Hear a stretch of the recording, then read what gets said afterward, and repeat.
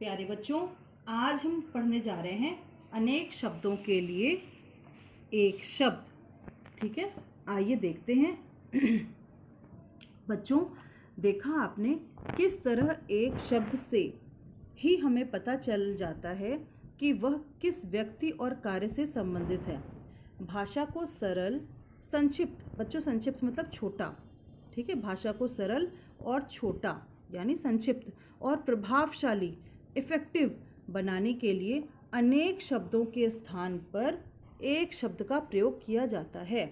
जैसे जो बीमार का इलाज करता है के स्थान पर डॉक्टर शब्द लिखने से बात स्पष्ट हो जाती है। इसमें भाषा सरल हो गई। इसी तरह कुछ अन्य शब्द हैं। तो बच्चों देखिए, चित्र के साथ लिखा है जो विद्यालय में पढ़ाता है।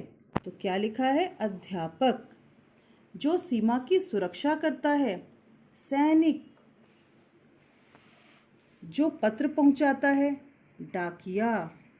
जो गीत गाता है, गायक। आगे देखते हैं। इस प्रकार के शब्द भाषा को सुंदर और प्रभावशाली बनाते हैं। आइए ऐसे शब्दों के कुछ और उदाहरण देखें। बच्चों, ये परिभाषा है, इसको ध्यान से समझिए। अनेक शब्दों के स्थान पर प्रयोग होने वाले एक शब्द को अनेक शब्दों के लिए एक शब्द कहा जाता है। अब यहाँ पर लिखा है अनेक शब्दों के लिए एक शब्द। तो बच्चों, ये काफ़ी सारे यहाँ पर दिए हुए हैं। मैं शुद्ध उच्चारण करके आपको समझाती जा रही हूँ, आप भी मेरे साथ साथ दोहराइए। जो कुछ ना जानता हो, देखिए ये अनेक शब्द हो गए, ठीक है। अब उसके लिए एक शब्द क्या हो गया? जो कुछ ना जानता हो, अज्ञानी। जो आँखों के सामने हो, प्रत्यक्ष। जो आँखों के सामने न हो, अप्रत्यक्ष। जिसका मूल्य आंका न जा सके, अमूल्य। ईश्वर को मानने वाला, आस्तिक। ईश्वर को न मानने वाला, नास्तिक। जो कभी न मरे, अमर। जिसके माता पिता न हों, अनाथ। लकड़ियाँ काटने वाला, लकड़हारा। अपने देश की बनी वस्तु क्या कहलाती है? स्वदेशी कहलाती है। दूसरे देश की बनी वस्तु विदेशी कहलाती है। कम खाने वाला, अल्पाहारी। जो आज्ञा मानता हो, आज्ञाकारी। अच्छे आचरण वाला, सदाचारी। जो सबका भला करे, परोपकार करने वाला क्या कहलाता है? परोपकारी। साथ जो सबका भला करे या परोपकार करने वाला, परोपकारी। साथ पढ़ने वाला, सहपाठी। छोटा भाई, अनुज। जो बगीचे की देखभाल करता है, माली। जो कपड़े धोता है, धोबी। जो फल बेचता है, फल वाला। जो मिट्टी के बर्तन बनाता है, कुम्हार। जो खेत में फसल उगाता है, किसान। जो मजदूरी करता है, मजदूर। जो सामान ढोता है, कुली। जो कपड़े सिलता है, दर्जी। बच्चों आगे देखते हैं।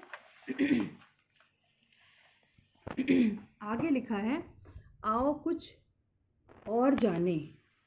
कई बार किसी एक शब्द को समझाने के लिए उसके स्थान पर अनेक शब्दों का प्रयोग भी किया जाता है।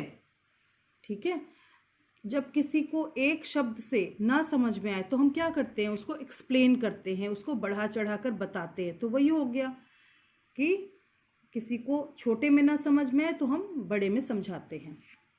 आपने सीखा, क्या सीखा हमने? भाषा को सरल, संक्षिप्त मतलब छोटा और प्रभावशाली बनाने के लिए अनेक शब्दों के स्थान पर एक शब्द का प्रयोग किया जाता है। सही बात है। अब मान लीजिए आपके घर में धोबी आया, तो आप अपनी माँ को क्या कहकर पुकारेंगे कि माँ माँ जल्दी आओ, देखो वो अंकल आए हैं जो कपड़े धोते हैं। ये बोलेंगे क्या इतना लंबा चौड़ा, या आप सीधे बोल देंगे माँ धोबी अंकल आए हैं। ठीक है, ऐसे। आप मान लीजिए बीमार पड़े या फिर आपको मिठाइयाँ खरीदने जानी है, तो आप इतना लंबा तो नहीं बोलेंगे ना, माँ मैं उसके पास चला जाता हूँ जो मिठाइयाँ बनाते हैं, या मैं उसके पास जा रहा हूँ जो रोगियों की देखभाल करते हैं।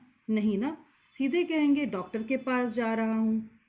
तो आइए आपके लिए दिया गया है अभ्यास कार्य, इससे आप और कुछ सीखेंगे। मिलकर करते हैं। सही मिलान कीजिए। जिसका मूल्य आंका न जा सके, अमूल्य। जो मजदूरी करता है, मजदूर। छोटा भाई, अनुज। अच्छा यही बता देती हूँ, जो बड़ा भाई होता है उसको क्या कहते हैं पता है? उसको कहते हैं अग्रज। क्या कहते हैं? अग्रज।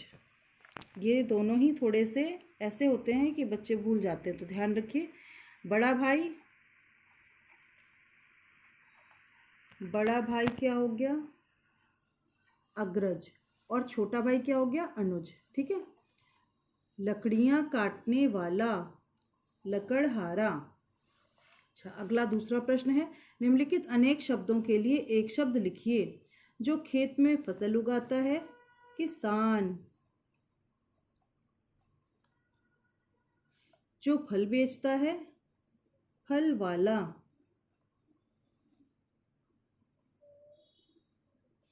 जो बगीचे की देखभाल करता है, माली। जो साथ में पढ़ता है, सहपाठी। जो स्कूल में पढ़ाता है, अध्यापक।